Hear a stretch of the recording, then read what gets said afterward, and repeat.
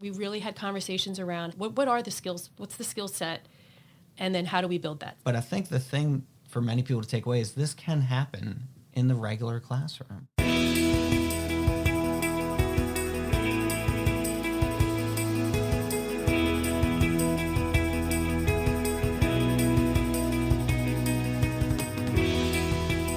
Hello, Montgomery County. My name is Brandon Langer with the OPL podcast. I'm here today at Upper Merion Area School District and very happy to be here to talk all things STEM. So let's go around the table, introduce ourselves, and we'll be off to the races. Hi, I'm Patrice Semachek. I work at the IU as well. Hi, Dr. Sean Gardiner, Director of STEM Education for the Upper Merion Area School District. And my name is Shannon Lotz, and I teach at Roberts Elementary Kindergarten. Awesome. We're very happy to be here today at Roberts Elementary School. Again, the goal of the podcast is to talk about great things going on throughout the county, share across our school districts between the IU, public, non-public educators. But just an overview, what's going on in the elementary level, middle school, high school, STEM related within your district? I'll let Shannon start with the outstanding things happening at Roberts Elementary. Well, I mean, it started back like 4 years ago when Sean came to Roberts Elementary and said that he wanted to do a STEM pilot, and he had chosen our school because we really do believe in authentic learning. And so I happened to be getting my principal certification at that time and needed to take on a leadership role, and he was nice enough to let me do that. At the same time, I was learning a lot about professional development and how to get learning to stick for teachers, and I knew we needed to get a buy-in, and so I immersed myself in STEM. I really didn't know a lot about it at the time. And I read a book called The STEM Shift, which I highly recommend, and I discovered that our country really needs more engineers, and there's all these great jobs out there, and we weren't doing a great job in schools meeting the needs of society. So I did a presentation to my school and got a lot of people on board, and we spent a year just really understanding STEM and what it really means. It's so much more than science, technology, engineering, and math, but it really is real-world problem solving, right? So purposeful learning, getting kids to utilize all their skills to solve a real-world problem. We learned about the engineering design process and all that. So we also wanted to marry it with our curriculum. Basically what we did that first year is we looked at our language arts curriculum, which is Wonders, and we looked at the big ideas, and we tried to build transdisciplinary units, STEM units, around those big ideas. And so we integrated all the content areas together to solve a real-world problem, to investigate it and all that. It was really fun and really exciting. We read the book together, we had a book club, and there was so much engagement. It was just wild. The teachers saw the kids so engaged, especially the kids that maybe aren't usually engaged and typically engaged. I think that was the most exciting thing for us. After that year, that summer, we just continued to build on that. So it's been like we're in our fourth year of really designing transdisciplinary units that meet all the standards that we have to teach through our language arts program. But what's really cool, you describe STEM. Where'd you go? Language arts. That's right. Not even necessarily a natural step for school districts to take. So I think that's actually a really unique perspective and unique idea of how to integrate, how to go cross-disciplinary and get it going in the first place. Let's all learn through something we actually know and spend a lot of time developing our own curriculum. Well, I think one of the things that we found, and through Shannon's leadership here at Roberts Elementary with Tony Griselle, the principal, also was the 3 different levels of STEM that really opened a lot of people's eyes and allowed for some of the projects that we'll share in a minute. But Shannon, do you want to go through the 3 levels of STEM that really brought it to the we kind of we forefront? call it like the degrees of STEM. So like the engineering design challenges that you might do in the beginning of the year to build community. So initially, when you have like the spaghetti and the marshmallows, we looked down upon that because once you really know what STEM is, you're kind of looking at that like, that's not really STEM. It's not tied to curriculum and it's not meaty enough, right? But the kids still love it, and they're using their creativity and their imagination, and they're collaborating, communicating, and all that. They're going through the engineering design process. So we recognize there was a lot of merit in that for teaching that part. It's just that you have to be planful and purposeful when you're making these decisions. So in the beginning of the year, those kinds of STEM challenges work out really nicely. So the kids will be going down to the makerspace and doing those kinds of challenges to get to know each other and work together. It helped us feel better about making those decisions where we were only spending 45 minutes on an engineering project and not criticizing ourselves for doing that. Because there were so many cool things out there that we wanted to do, but we were like being too hard on ourselves. Right. So we just had to kind of realize that there was a place for all of it. Then the STEM design challenge would be integrating more curriculum within that. So what things in math, science, what technology, what language arts can we integrate into the STEM design challenge? How can we get them reading and writing through it? That kind of takes it up a notch, takes it up a degree. We call that STEM design challenge. But then a transdisciplinary unit is when you're spending like weeks and weeks really researching around a real world problem and integrating everything in and using your community members and all that. How did you guys come to terms with, or what conversations happened, or how did you guys talk through moving from the transdisciplinary to accepting the smaller stuff? That's a really great question. I think we recognized that some of the big transdisciplinary units didn't have as much engineering in them and the building and the creating and the imagination that you would use. So even though we were spending so much time, in the unit, the STEM design challenge part of it was only one slice, right? So we really felt that, before they can read, they need to learn the sounds of all the letters and how to write all the letters. It's the same thing with being successful with engineering. Like there's like a skill set. Yep. So we spent a lot of time. I mean, we had such support from this district. This district's administration is really unmatched. And so we had a great budget. We spent a lot of time really researching what's out there that we can, have to get kids hands on. We have this one book in kindergarten. It's called Pouch, and it's about a kangaroo who's like afraid to make friends. And one of the STEM design challenges that we do with that is the kids get to make their own tool belt. Like imagine if you had a pouch and what would you want to keep in there? Let's design a pouch for school or for the makerspace. That's awesome. Yeah, it's so great. So that was one of the first STEM challenges I ever did with my kids. Right. But then it was time to rip tape, and they couldn't rip the tape. So it's like things like that. I'm like, all right, well, we have to have a lesson on ripping tape and cutting cardboard. We have these clever cutters now. Because the kids, it was teacher intensive because you had to prepare so much. Right. But now the kids are really empowered to learn how to, they're so excited to be creating all these things that they want to learn how to use the clever cutter and they want to learn how to, rip tape and all that kind of stuff because they want to be independent. They don't want to have to rely on the teachers. Yeah, I think to that point, in another school, they study, across our schools, they study folk tales, and they were studying John Henry, and we have a STEM kit around John Henry with a little story, and the students need to build a conveyor belt to then move rocks along it. Well, the teachers determined pretty quickly the kids didn't know how to work with gears and put gears together. So then we were able to then purchase just sets of gears that are at the elementary level, and then students now work on that early on, so it's a couple weeks prior to the John Henry unit. Nice. Because in that experiential learning, they say, hey, remember when you were working with the gears a couple weeks ago? And the kids are brought right back to that moment and that learning, and then they dive right into the John Henry, as opposed to what we traditionally do, whereas we set it up the day before. The teacher does all the work, right? And then the students come out, and it's almost like an open house. Like they come out, they're like, wow, look at these tables of all this stuff. That's the big shift, I think, as well, is allowing and empowering students to do the heavy lifting in the classroom, right? We set up the opportunity. A lot of times we'll talk about a sandbox. Like we create the outside of the sandbox, and we give the task of making the sandcastle, but every kid can make a different sandcastle, and that's okay. Like that's all right. But it is a shift for teachers where we're all trained for things to start clean and end clean, right? Everyone starts at the same time and ends at the same time. Right. And it's a shift because that's not going to happen.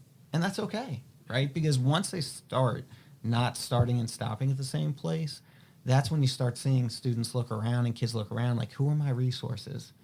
Who's good at this? Who's good at that? Who do I want to work with that can maybe help me? The fast finishers, it used to be fast finishers would get their own advanced work on the side.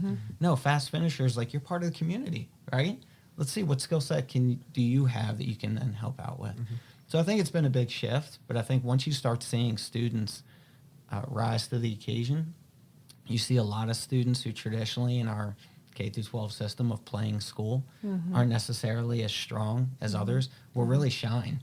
Right. And when it's given the opportunity, when we redefine what school looks like and what success looks like in a classroom. I think that is something that will benefit all of the students down the road, because it doesn't matter what discipline, subject area, whatever you want to call it that they go into. This is the way the world works now. It's no longer just I got done first, I'm the best, and often with quizzes, tests, traditional units of measure that still should exist in classrooms, but they don't need to be the only thing that we use to measure success. Giving students multiple ways to enhance their brain activity, I think, is what you're describing more than anything as I listen. And it's just great for them to be able to see how everybody created something different, and then sitting around and sharing that out and giving each other authentic feedback. Well, here's what I like about that. Well, did you think about this? And then going through that whole STEM design challenge again, but now you're allowed to use other people's ideas. And that's what's really, I think that's huge. Sharing out and then redesigning. Yeah. So the phrase we use a lot is authentic audience, authentic purpose. Like that's the penultimate, right? That's the transdisciplinary. That's when you have an authentic audience, authentic purpose, now you're transcending any content area. You're simply learning, and then you're going through your engineering design process, which, by the way, is the same thing as a writing process. Right. It's the same thing as a Thank you. scientific method, right? The things in Thank you. math and computer Yeah, science we yeah. value once we're out of K through 12 education is Right. creativity within those fields. So As a that's former what- arts teacher, I'll throw in the artistic process. Yes, thank you, the artistic process. And I think that's the goal as we have students go through this. And really, that's what we've seen at Roberts, is students start identifying themselves as learners and not learning ELA between 9:20 to 10:30, right? And then going to math. It's more, no, I'm experiencing a learning environment throughout the entire day, and I just happen to be looking at that learning in different lenses when I have an application. So I think that's really the key. Shannon, if you could you share when you brought your brother in and that whole project that was just absolutely amazing? That was such a good because I one. think a little bit of pushback that we sometimes see is not parents so much, but other school districts or people in the education field will say, kindergartners, really? Yes, They that's can do literally STEM what I work, was just hoping you would right? talk about. Like Kindergartners doing kinder- this stuff. Like this, Yeah. STEM, that's a middle school, high school thing. Let's call it. And we're, no, like it is a kindergarten through 12th grade. So I think Shannon did a great job bringing this together in a transdisciplinary unit, and that authentic audience, and you can go into it, was where your brother came in with his business of we were doing weather, and we were Yeah. talking about like all the benefits of rain, right? And you go through that whole but then like sometimes rain can cause a lot of problems. So we were going into that, and my brother, he owns a company where they'll go in after there's been a lot of water damage from weather or from the washer exploding in the house or whatever, and he goes in and repairs, the damage that's been done to get it ready for the contractors or whatever. So he has really incredible equipment and all that. And I was like telling him about what my kindergarten students were doing. And I said, could you like put something together? Like, could you show them some of this equipment and explain what you do? And he did an incredible job, like brought all his stuff in and explained problems and how they went about solving them. And sometimes they didn't solve them the first time, so they had to go back at it. Like he recognized like the whole STEM in what he is doing, the technology that they used and the math that he had to use, the science behind it. He did a great job. So their STEM design challenge was they had to build a house that could withstand the elements, and they had these watering cans, and they were going to pour it over top, and they had created these little puffball guys that they loved and they named, and they didn't want puffball guy to get damaged, so they wanted to protect him. So they were very into like trying to keep him dry. And it was just funny when he started dripping. Oh my gosh, we have to redesign. I'm like, okay, get him out of there. You're not ready yet. So it was exciting to pull the community piece in, and we try to do that as much as possible. And I would say we still need to do a better job with that. Utilizing our community resources. It's just not a part of what we do all the time yet. Right. But we do a lot of service learning, and I just find that the kids rise to that. So, recently we wanted to like make haunted houses. We were teaching three-dimensional shapes, and we thought, it would be so fun to build haunted houses with all the different three-dimensional shapes.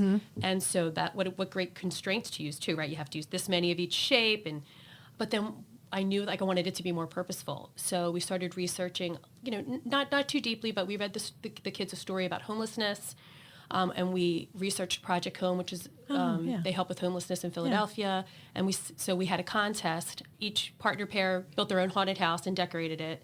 And then we raised money that the whole school could vote for their favorite one. We raised money for Project Home. That's awesome. Yeah, and the kids they really feel like they're making a difference, and their learning should make a difference. Yeah. We don't want to teach the kids, like, when you get older, you want to make a difference in the world. They know that they can make a difference right now. And I think that's another thing that STEM has brought to Roberts is that these kids really feel that their learning is making a difference in the world, making the world a better place. And they want to learn to read and write because they see what it does. They see the power behind it, the power to help others. Yep.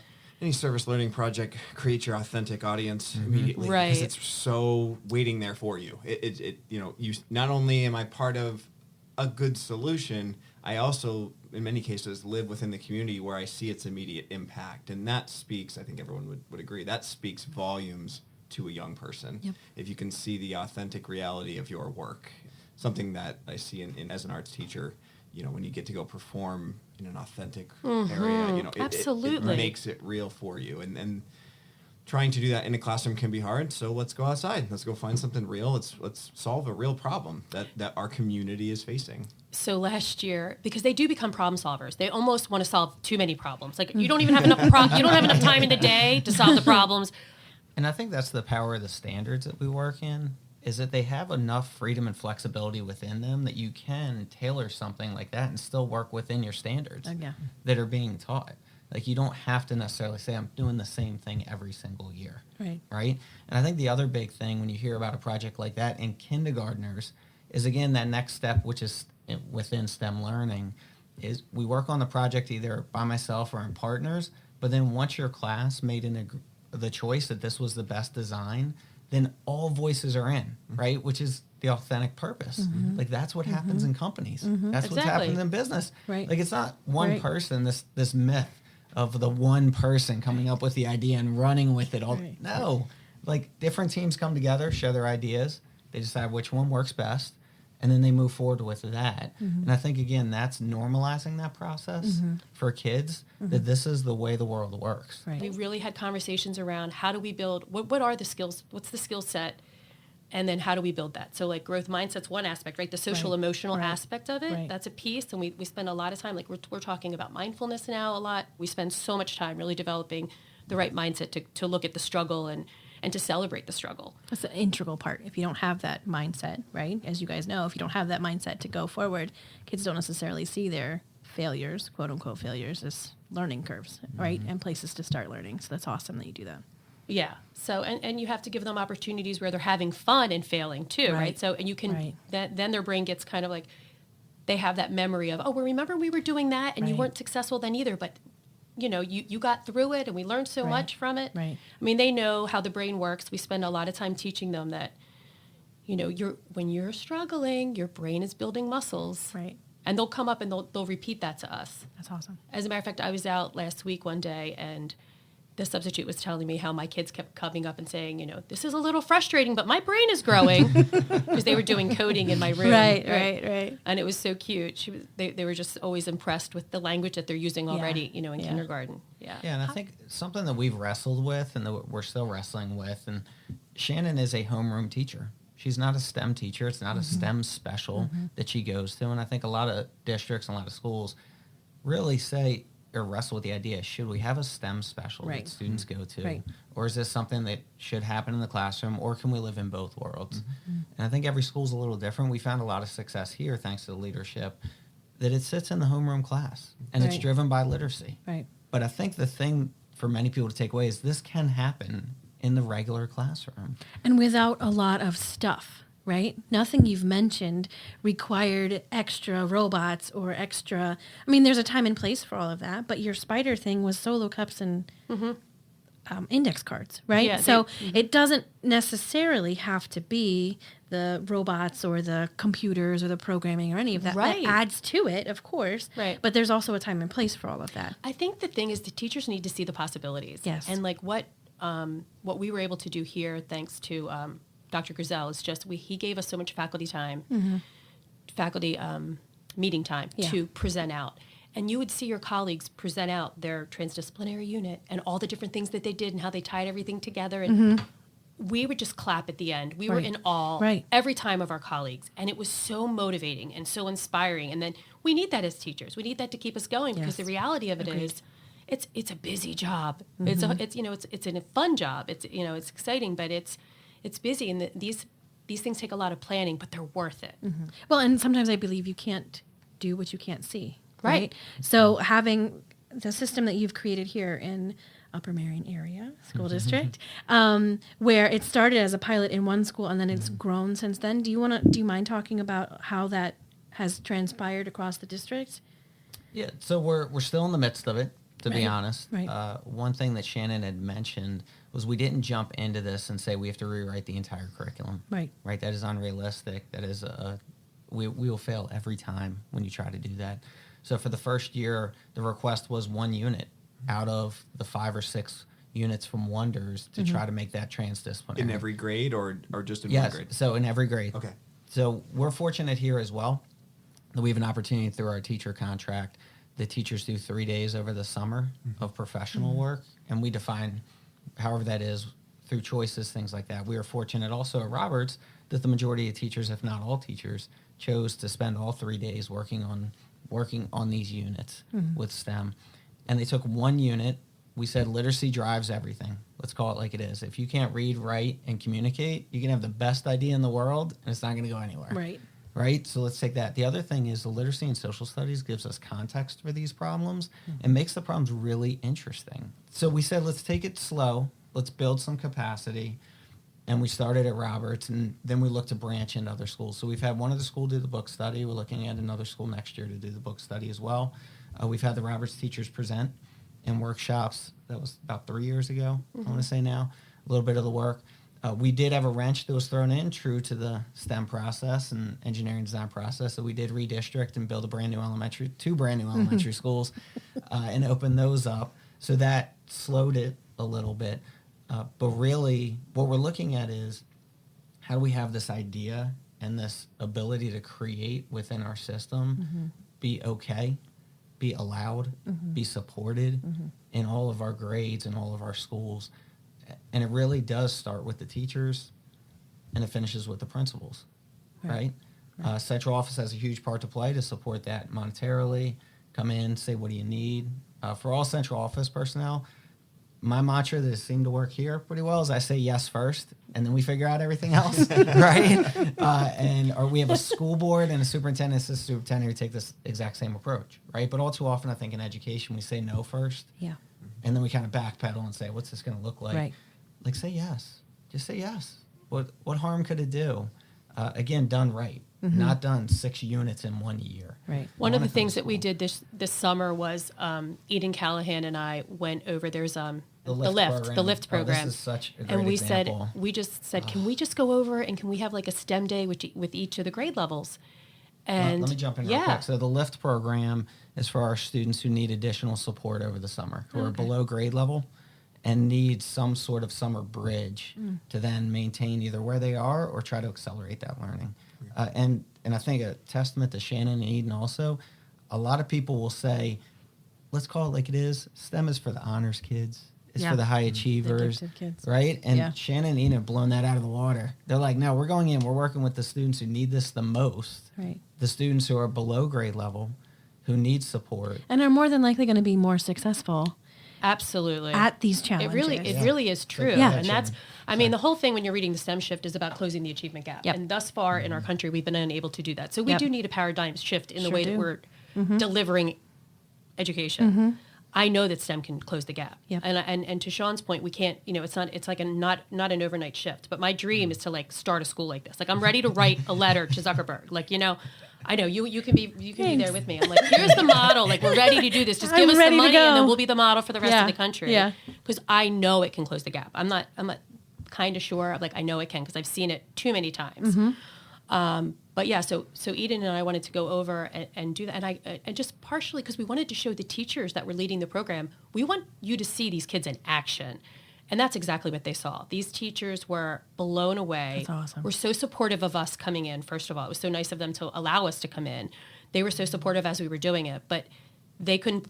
I won't say they couldn't believe how engaged they were because I don't know what they expected, but they were extremely positive afterwards, and the kids, of course, loved it. And then some of those teachers we know went on this year to like reach out to us and say, like, how do I get started this? Some of it's just like they're already incredible. So to have them want to shift if they haven't really seen it in action is hard because they're already doing an awesome job. Yeah. Does that make sense? Absolutely. Well, what's interesting, so there's an idea that permeates the work from the Office of Professional Learning, and that is intentional, inclusive instructional design. And what you're describing is all of that. And I think it's one of the reasons why when we first started talking, Patrice, you were like, I know just where to start. I know. It was a no-brainer. It was. But maybe to wrap up here, under 30 seconds, what's the step to take? How do we take this step forward with STEM? I'm maybe an apprehensive teacher. I'm not quite sure. I'd like to try it. It sounds great. What's that step that you take off the ledge that's achievable, gets your feet wet, and then leaves you wanting to continue to improve, continue to come back for more, and build more than just the one unit? What advice maybe would you give other teachers throughout the county? I think that is such an incredible question. I really In do. 30 seconds. Oh, Right. no, I was just trying to I know. Like, what can you digest? listen, I recognize the fact that I can talk once you get me going. I hear 30 seconds is a good constraint. Not to overuse this term because it's been used a lot, but these collaborative conversations, it needs to be conversational, right? So the teachers need to see the possibilities, right? So they know their curriculum. So other kindergarten teachers know our curriculum. And they need to say, okay, let me show you, that book that we do, let me show you what we did. And when you see, okay, well, that's the same week I have to do rhyming, and it's the same week I have to introduce patterns in math, and it's the same, let me show you how I integrated all that into this transdisciplinary unit. So they can see that you're still teaching the exact same thing, but it's so much more meaningful because it's all connected. I think reading the STEM shift is huge because you really do need that background knowledge. Yep. If I was trying to do this without that background knowledge, forget about it. It'd be a whole bunch of STEM design. Exactly. Elementary I would have been challenges I would have had marshmallows and Yep. spaghetti going. Yep. But once you read the STEM shift and you see the big picture of what's going on in the country, and you have to get, as a teacher, you have to get behind that. You want to help solve the nation's problems. Right. And you read about the achievement gap, and you're reading about all the possible different ways it can be structured. It's really exciting. I think it's essential to read that book, in my mind. And then you need a year-long plan. I mean, we need a plan for how we're going to roll this out in little bits so it doesn't feel overwhelming to teachers because they're already working super hard. Right. I think one of the things you've always said to me is you were not by yourself when you started this journey. Oh, my gosh. You had a tribe, so to speak, of people that you were working with, and you guys bounced ideas off of each other all the time, and there was a whole lot of grace and a lot of comfort within your little community that you created. Absolutely. I think that's also extremely essential. Oh my gosh. Because doing this on your own, I mean, I can't even imagine that is embarking such a on good this point. on Well, your own. that's those conversations. Our librarian, well, she's not our librarian, she's a fourth grade teacher now, but Alicia Amendola used to come into my room every day and she'd be like, so here's what I'm thinking. I mean, and everybody would, right? But we would sit down and we would start, here's what we're thinking. We'd start planning. We also have STEM family night because we wanted the families to understand what we were doing.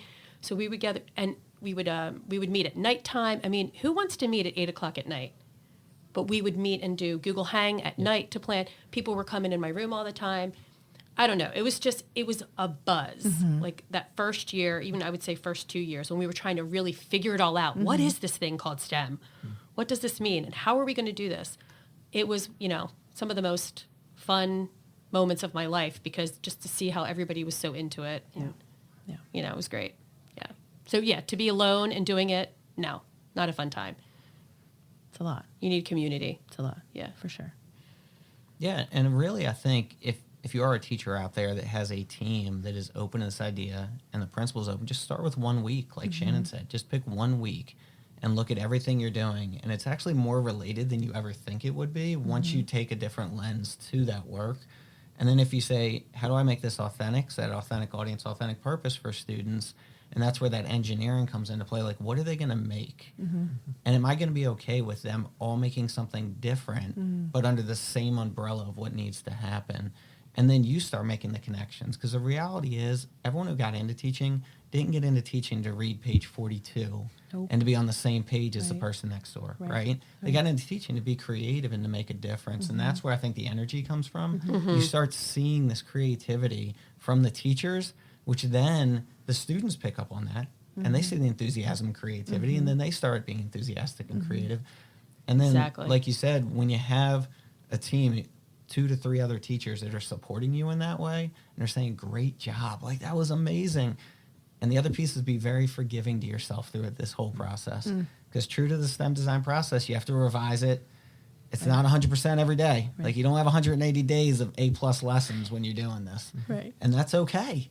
That's all right, because we have 180 days of lessons to go through. And I think that vulnerability was another piece that connected us all together. When we do our faculty share outs, like we present, this is all the stuff that went great, but all of us are always also willing to show what didn't go so well. And we kind of, do it in a humorous way. But we do share all those stories of not going well so that people feel safe to fail as well. Their morning staff meeting that happens once a month, to a T, probably across the United States, that is all administrivia stuff, right? Let's get through like what we have to do, and everyone takes a couple notes, and then you leave. The shift here was we're going to take that, condense it down to half of the meeting, and then everything else that I would have covered, or that Principal Griselle would have covered, Dr. Griselle, he sends out emails or he just visits the teams. Awesome. And then the second half of that meeting is the share out, one grade a month to share out the amazing work they've been doing, being vulnerable, cheering each other on. And I think that also shifts the whole conversation back to instruction and back to students. Yeah. Students are what matters most. Teachers' creativity and support of those students. So we need to celebrate what we're doing and share what we're doing. And I think also it's something to take for all administrations, because we as teachers like to see that in the kids. We want to see those aha moments, those moments where a kid comes alive, it all clicks, they finally arrive there. And then to your point about administrative delivery, sometimes we don't set the teachers up for the same type of thing. And it should be just as pervasive from the leadership to the teachers as it is from the teachers to the students. And it's wonderful to hear that this district has embraced that. It's wonderful to hear that this idea of sharing is persistent across the district, because that's kind of where we're going with this, is just to continue to share ideas and make sure that those messages get from one town to the next. You know, as the service agency, we want to bridge that as best we can and build a connectedness amongst everybody. So thank you both for joining us today. Yes, thank you. Yeah, one more thing, Brandon. We yeah. are open to any visitors at any time. We'll share ideas. We've had multiple groups come through Roberts Elementary as well as our middle school and our high school to see some of the work going on. So we're always open to that. We're all on the same team. Yeah, I've had a lot of principals reach out to me actually Awesome. and just talk to me about like that first year and the planning and all that kind of stuff. So always willing.